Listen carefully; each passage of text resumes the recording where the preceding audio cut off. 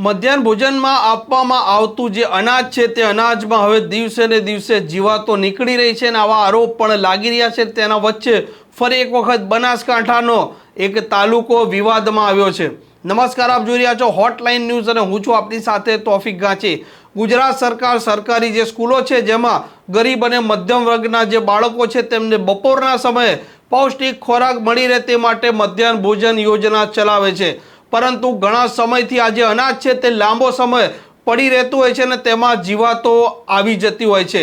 આ નિષ્ફળતા છે તે અધિકારીઓની નિષ્ફળતા છે, કેમ કે સમયાંતરે આ ગોડાઉનમાં જે અનાજ રાખવામાં આવતું હોય છે તે અનાજ ચેક કરવામાં આવતું નથી અને તે કારણસર તેમાં જીવાતો પડી જતી હોય છે। બનાસકાંઠાના લાખાણી તાલુકાના મડાલની આ પ્રાથમિક શાળા છે જેમાં આ બાળકો શું કહી રહ્યા છે તે પણ આપ સાંભળી લો। ઠાકોર મહેન્દ્રભાઈ ધકાભાઈ છે। હું ધોરણ 8માં ભણું છું। અમારી શાળાનું નામ શ્રી મડાલ પધાર કેન્દ્ર શાળા છે। હું પહેલાં 10 દિવસથી ખાતો હતો પણ હવે નહીં ખાતો, કારણ કે મધ્ય ભોજનમાં કીડા, ઈળ વગેરે જેવા કીટકો આવે છે અને તેના માટે અમે મારી મમ્મી પપ્પાને કીધું, તેઓએ મને કીધું કે મધ્ય ભોજનમાં નહીં ખાવાનું। નામ છે દવે કપિલભાઈ મુકેશભાઈ। હું ધોરણ 8માં ભણું છું।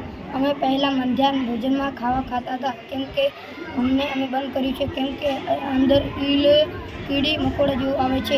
અમે અમારી મમ્મી પપ્પાને વાત કરી, અમારી મમ્મી પપ્પાએ ના પાડી છે ખાવાની।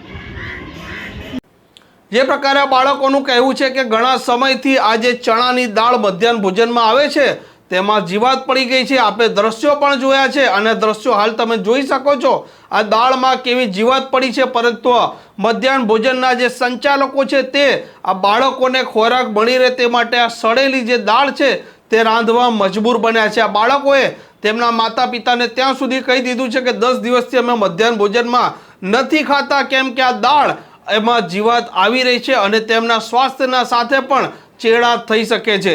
આ પ્રકારના સમાચાર જો આપને પસંદ આવતા હોય તો હોટલાઇન ન્યૂઝને સબસ્ક્રાઇબ કરવાનું ભૂલતા નહીં।